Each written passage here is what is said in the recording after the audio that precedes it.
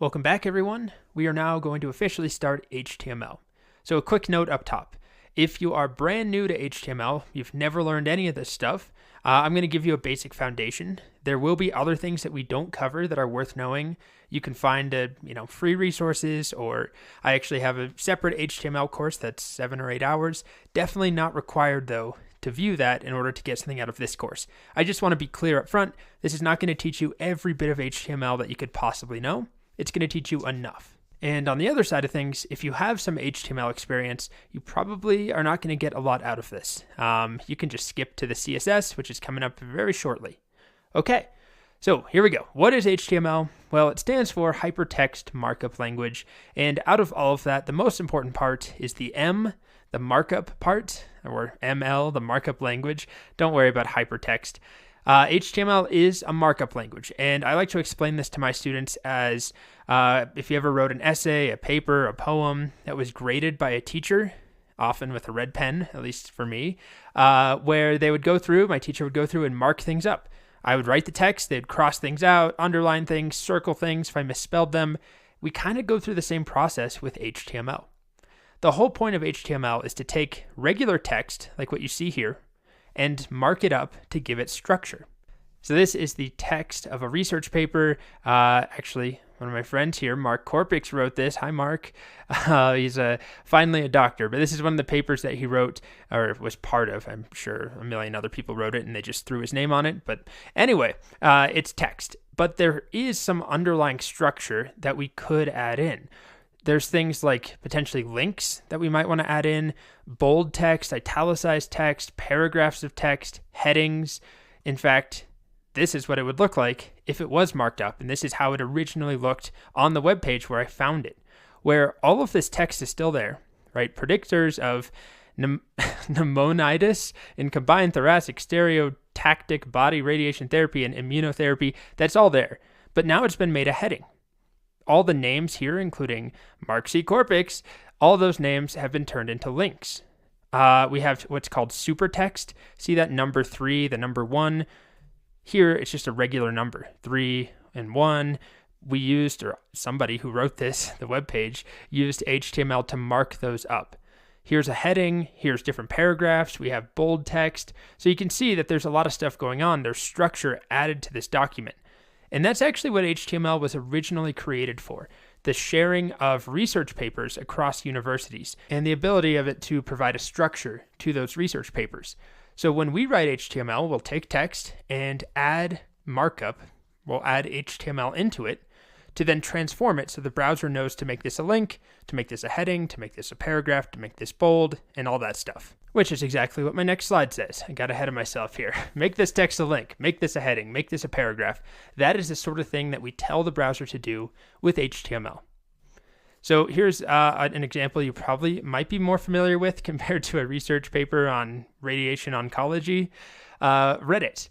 There's all sorts of stuff on this page. There's an image, there's a heading, there's buttons, there's another image here, there's a text form field, there's another button, there's lots of text and links and other headings, lots of stuff on this page. Remove the stylings, don't care about the colors, don't care about the spacing, just notice the content. That is all HTML. So it's not just text necessarily, it's things like buttons and form controls, images, things that we can add to a document. And it's all done with HTML. So in the next video, we're going to start our first HTML web page and we'll look at the syntax. All right, so in this video, we're going to start writing HTML. We're going to start very small. I'm going to show you the basic workflow. So as we've discussed, normally the way that we see a website, an HTML-based web page, is by requesting it in the browser, by going to code.visualstudio.com and hitting enter, or by clicking this link to go to their blog. That sends an HTTP request, a server hopefully responds with content, and my browser renders it. But it's a little bit different when we're actually developing the content ourselves. When we're building the website, we don't have a server necessarily. We're not requesting something. We're just doing it locally on our machine. So what we'll do is write code in a file. We'll save the file, and then we can actually just open up a file in our browser, and it will be rendered for us. So that's the basic workflow. We're going to write some code, whatever this markup is. We're going to learn all about this, and then we'll put it in a file, save it, and open it in the browser. And we're going to start with that right now. So I'm using VS Code.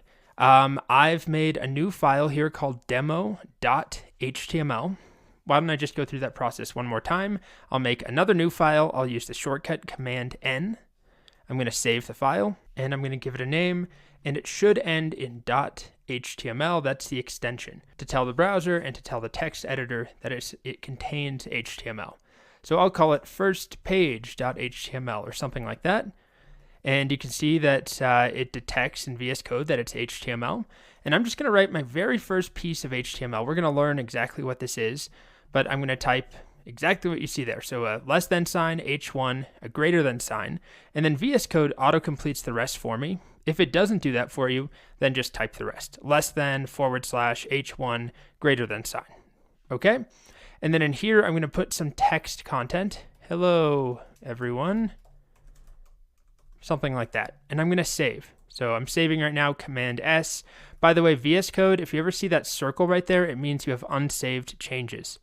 So as soon as I hit save, that goes away. All right. So now I'm going to open this in the browser, and we'll officially have our very first HTML web page. So to open our file in the browser, to get the browser to render it, remember, we're not sending a request like we normally do, where I hit enter or I click a button. Instead, it's all local on my machine. So I need to navigate to the file. I called it firstpage.html. I saved it in this certain location called first.html instead of my code folder, instead of CSS courses. It doesn't matter where you put it, but make sure you know where it is, and then navigate to it with your file viewer, either on Windows or Mac or any other system. You should be able to find the file. And then we can actually just double click it. And for me, it will open up in Chrome. Now, you might have a different default browser configured. You can change that, but it should open in some browser.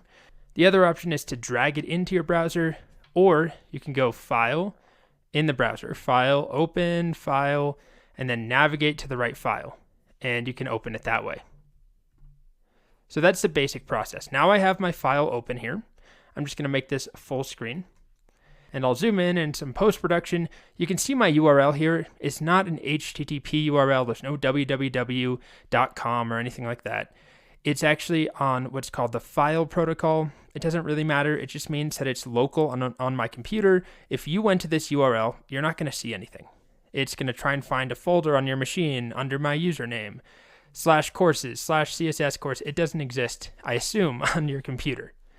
So this is not on the web. This is not, visible to other people. It's just local on my computer. And now the next part of this workflow is typically we make changes to our document, right? So I'm going to have hello everyone, and then maybe a bunch more exclamation points. I have to save in order to see these changes reflected. So I just saved, that little icon went away. But I'm not going to see my change reflected here. I still have to refresh the page. So I can click refresh, I can use a shortcut, and now I can see the refreshed version. And that is our very, very basic workflow that we will follow all the time. So we have an HTML file, and we put content in there. We're going to learn all about what that content can be. Let's put a little smiley face in there, I guess. And we save. File save, Command S, whatever shortcut you prefer, or whatever option you prefer. Then we go back to our browser, and we refresh the page, and we see our changes. And we have officially written some HTML, although we don't understand all that much about it, or I shouldn't assume, but some of you don't understand much about it because we haven't really learned what this is, and that's coming up.